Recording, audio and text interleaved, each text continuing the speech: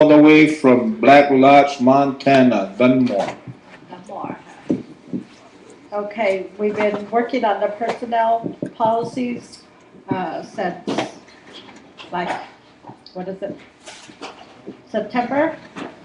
And we're at the final stages right now, and now I'm gonna yield my time to Jay, and he's making copies right now for everyone. Good look, at this time, packet today, It's in the packet. That's my mistake, right? You make copies, but- packet today, what, Yeah. taking,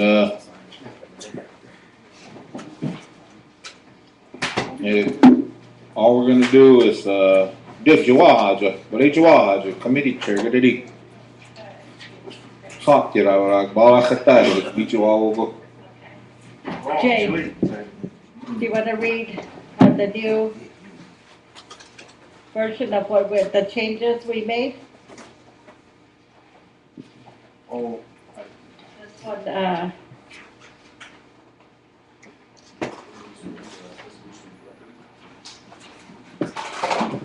is this? We're gonna attempt to go through the formalities of adoption and reading of the record and then sending it back to committee, I believe.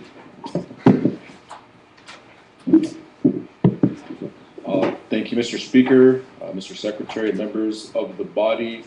It would be my honor to read this proposed legislative resolution into the record for the legislature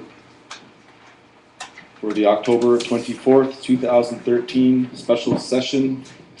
A legislative resolution introduced by Senator V. Jeannie Pretty Paint, Black Lodge District. A legislative resolution titled, "A resolution of the Crow Tribal Legislature to revise the legislative branch personnel practices and policy manual." Need a motion to adopt.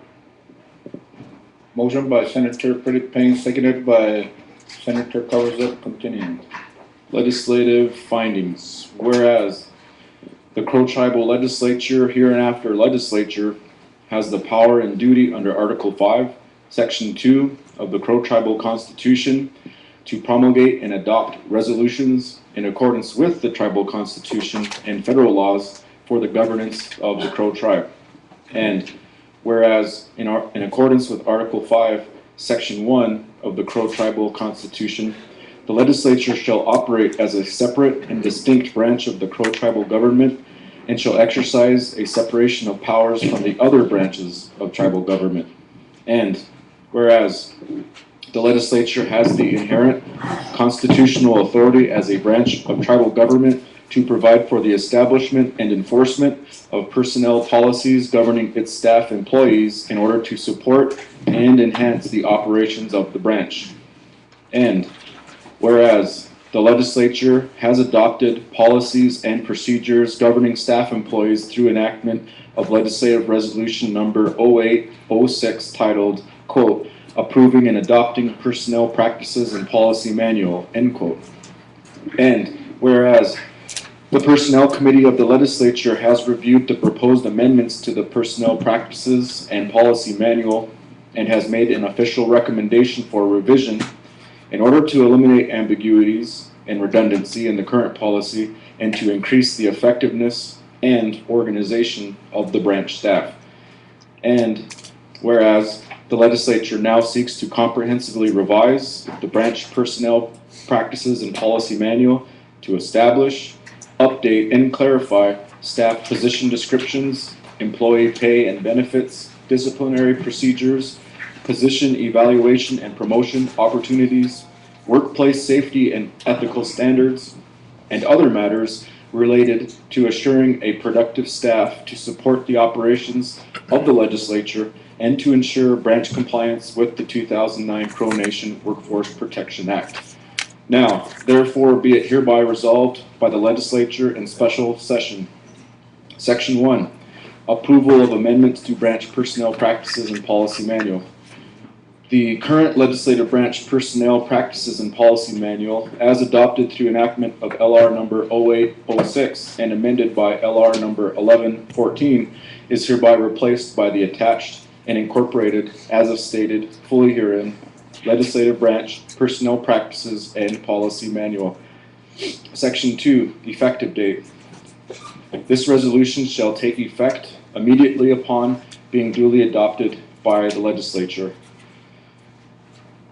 The resolution concludes with a certification page, and the attachment has the title heading with bracketed language, which provides that the policy manual language is reserved for further committee review. Thank you, Mr. Speaker. Okay, the 30-minute presentation, who's going to read that?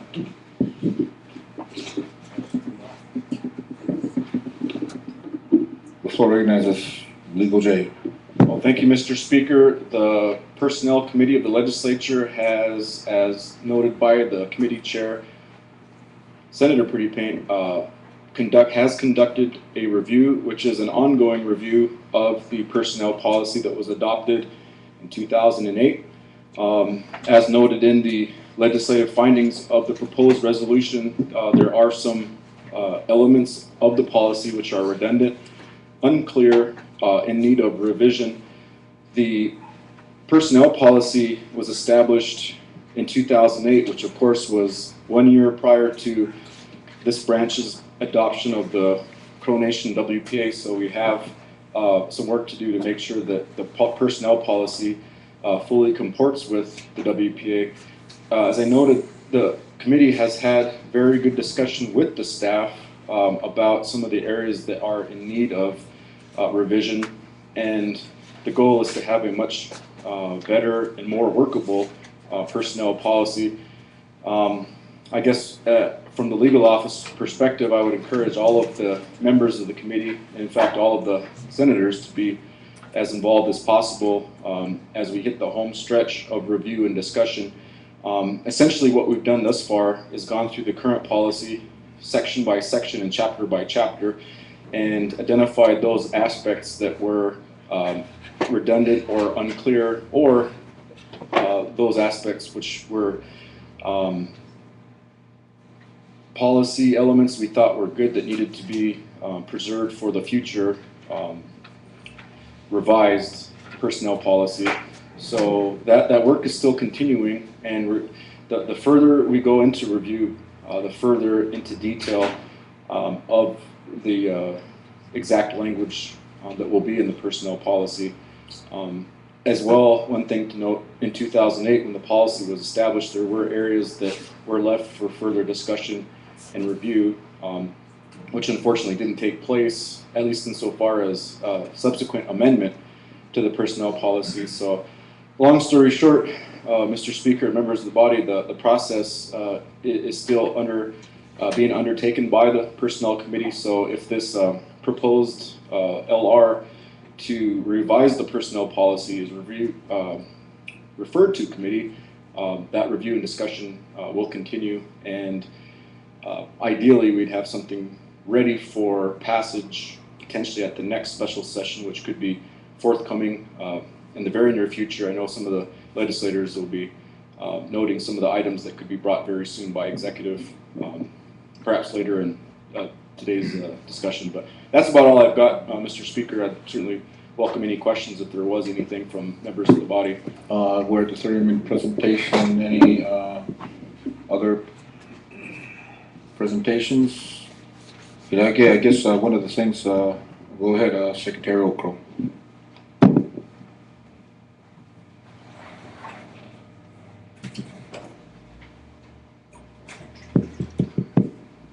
Thank you, Mr. Speaker, members of the body, judicial staff members. You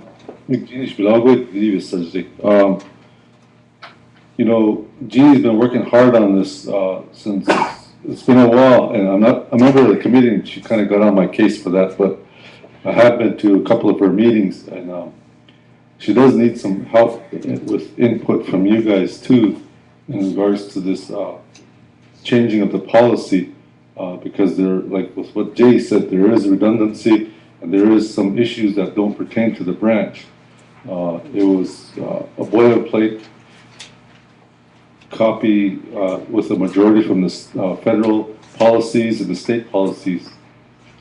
And some of them don't fit the branch, so we've been kind of filtering through it but we're not quite done yet. And we would appreciate your input at her committee meetings in the near future. So, Okay, korrige na issue was a check, ja, again, na genius, na personnel policy, get that issues at the, personnel policy committee chair previously, Oliver Half, so needed to be condensed and specified to the staff here at the branch, at the local, bali schedule, itchy meal. Hey, we'll come to no more presenters, but she's been doing diligently working on this personnel policy. I guess site could get hit us like senators. Hold to about this ladybug and to change the by the kilo targets, he did the low get change last night. Go data. It will come to the recommendation for recognized committee chair Jeannie Prettypig. Okay, I recommend that we go back into committee and then to present it on the next special session or quarterly. I believe the clarification is to send it back to committee, so need a motion on the floor to send it back into personnel committee. Motion is made by Senator Prettypane, need a second. Seconded by Senator Short, questioned by Senator Not Afraid Lodge-Graz. All those in favor, raise your right hand.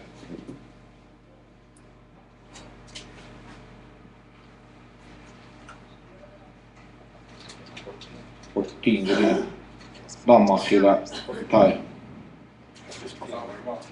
we're sending this back to committee, personnel committee, personnel policy, yeah. 15. Okay. Hold.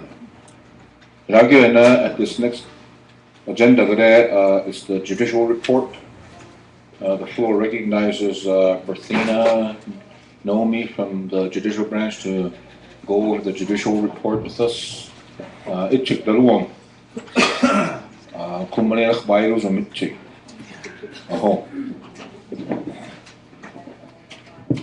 Thank you, Speaker, Secretary, and the legislative body. Appellate Judge, Chief Judge Julie Arlett and Chairman Darren Oakchild have met and came to an agreement to appoint Heather Corson as the Crow Tribal Court's appellate judge. The appointment was brought to the Judicial Committee. Upon approval of the appointment, it was presented to the floor of the legislative branch for confirmation.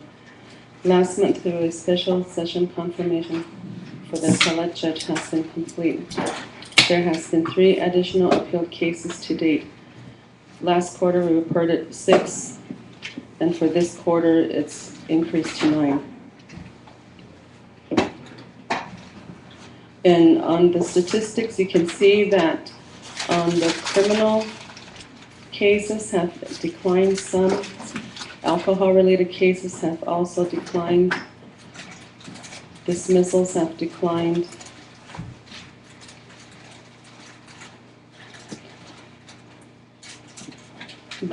The civil department cases have declined. Juvenile has increased about 30 or less than 30. Referrals to Healing to Wellness is 3, and the probation has increased.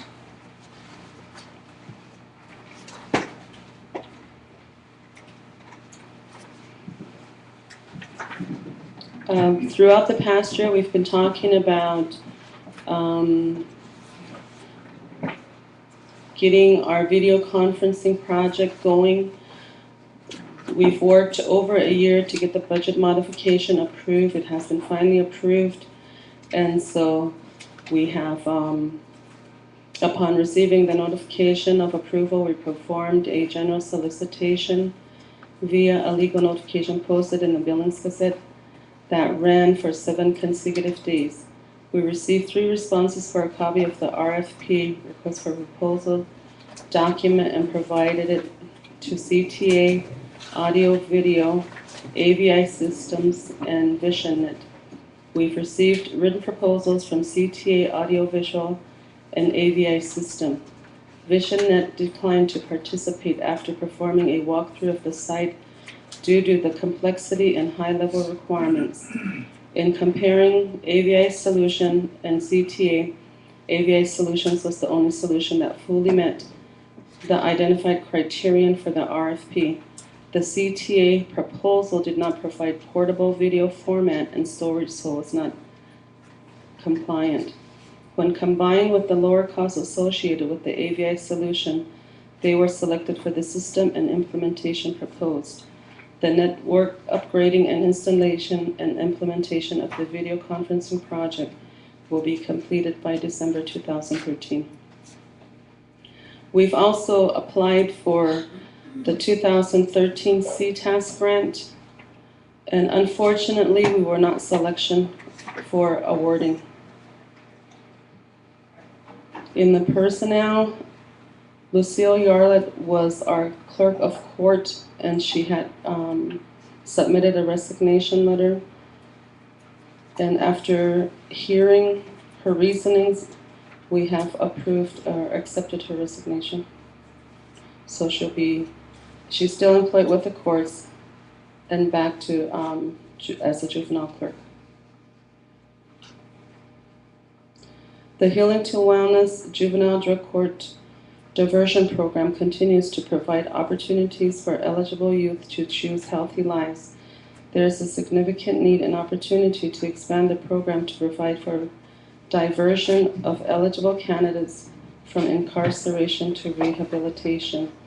In the past summer months, in the month of July, a trail ride and camp out at the Bighorn Mountains was planned collaboratively with various departments of the executive branch. The trail ride and camp out was scheduled for July 22nd through the 24th. The Fish and Game Department assisted in transporting youth and the horses to the Black Canyon Youth Camp. There, the youth were taught on culture through learning on how to build a sweat lodge, as well as listening to presenters. Equine therapy was part of the activities as well the youth had to do. Overall, the trail ride and camp out was a huge success. The youth that participate liked it so much that they wanted to have another one next summer. In the month of August, the youth had participated in the youth rodeo and the parade. Of the 11 Healing to Wellness youths, 2 males had graduated from the program. Graduation was in August. In the month of September, the youth were back in school, so there was really no outdoor activities. However, they have continued with groups at the Healing to Wellness office. And for our quarterly revenue, the actual cash that we had received was $46,021. Of this amount, filing fees and fines generated $12,951. Cash bonds accounted for the balance of $33,070. And the traffic fines totaled $857. Any questions?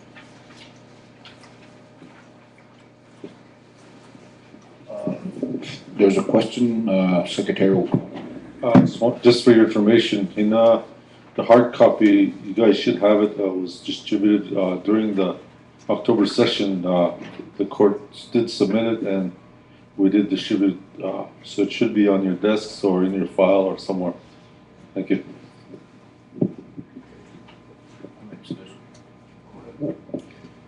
Thank you very much. Questions up there? Going once, first call. We got a question, Senator Nodfree, Las Grass. Thank you, Mr. Speaker, members of the body. There was a ruling by the tribal court with reference to Bighorn County Electric versus Big Man. I know Senator Stewart from Black Lodge is very familiar with the case, and I believe that is on appeal concerning a Crow tribal elder, and questions of sovereignty and jurisdiction arise in that matter. Where is it in the process, I guess, is what my question is. I don't know if Senator Stewart wanted to make any more comments in reference to that matter. I do know that our legal advisor, Sharon Matusi, is working with Heather in getting these cases over to her so that she can review and make her decisions on the cases. Okay, any more questions? Okay, Senator Stewart from Blood Lodge. I just wanted to clarify for the body here, to expound on that case. And that's the case that where a ruling has come from the associate judge, Bicare, I believe. And she made the ruling that, just, in a nutshell, basically, Bighorn County can turn off your lights in the middle of winter. And so I really strongly believe that to do something like that to our people, especially at a time when it's hard enough to try to, the bills are there, I know, and our responsibilities are there, but sometimes money's tight. And when they put a hanger on your door, that's an additional $100. And, and now, before it gets to certain degrees, they don't they make sure that your safety is number one priority, that you have the electricity so you can have heaters and whatnot, and your water don't freeze and damages don't occur to your home or whatnot. But in this case here now, I truly want you to understand that we need to let our people know in our districts that we can't continue to deplete our own sovereignty. Something like this, we need to make sure that our members are protected, because that's what we put our hand on the Bible to do so, to protect for the advancement of our people. And right now, I don't see that as an advancement. I do not see that as a protection. And so I really truly believe that we need to emphasize this, that it does go to the appeal, and it does get appealed. And I do want to commend the body here for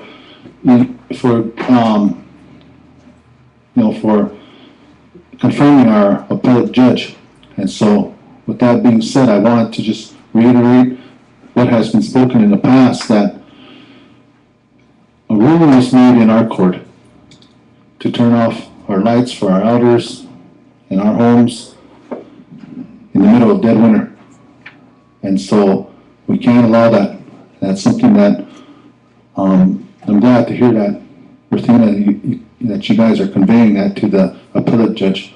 I commend you for that. And I really believe that we need to pursue this turnaround.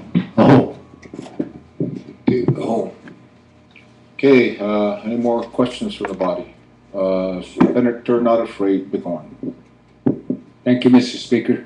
Berthina, I know you have in the Law and Order Code, you do have traffic laws. And is there an effort being made to have a traffic court?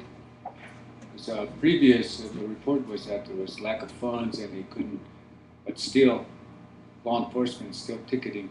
And my concern is try to establish something in a traffic court. We do have a traffic court, and we are abiding by the Crow Law and Order Code. They have been ticketing, and that's one of the reasons why we're receiving our revenue from the traffic court. And I do know that we need to revisit the traffic code and update that. Okay, thank you, Mr. Speaker. Okay, any more questions from the body? First call. Second call. Okay, last call. Thank you, Berthina. You're welcome. Colleague, for the following next year's budget for the 2015, that feel free to let them know for any revenue committee, the PDH, the rule. And so we'll all be on the same page. Yep. Okay, the next on deck is, Senator Stewart on the NCAI report. In the hole is Legal Dale. If I may, I wanted to have something in writing later on, if I could speak to it.